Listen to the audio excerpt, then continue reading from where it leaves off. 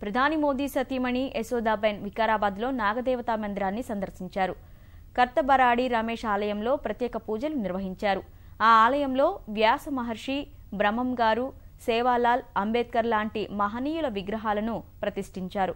ఉదయం 6 గంటల సమయంలో ఆలయానికి వచ్చిన యశోదాబెన్ మోదీకి ఆలయ వర్గాలు సాదర స్వాగతం పలికాయి.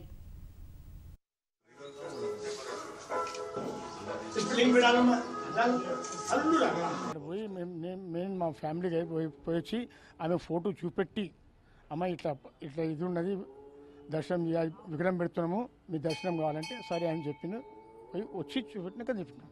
60-65 ఏళ్ళకి వెళ్ళి పుట్ట ఉంది సార్. ఇది అప్పటి నుంచి ఇది పూజలు అవుతుండే. 15 సంవత్సరాల నుంచి మేము దీన్ని మెల్లమెల్లగా డెవలప్ చేసుకుంటా వచ్చాము. డైలీ అన్నదానం ఉన్నది, గోశాల ఉన్నది. ఈ యొక్క అసమానతను రూపుమాప చేయడానికి కోసం, అసలు హిందూ సమాజం లోపల అసమానతలు ఉండవు, లేవు అని నిరూపించడానికి డాక్టర్ బిఆర్ అంబేద్కర్ గారి జయంతి సందర్భంగా, ఈ 126వ జయంతి సందర్భంగా లోపల అతన్ని, డాక్టర్ బిఆర్ అంబేద్కర్ గారిని మేము మనస్ఫూర్తిగా దేవునిలాగా భావించి ఈ యొక్క పవిత్రమైన మందిరం లోపల నిర్మించడం జరిగింది.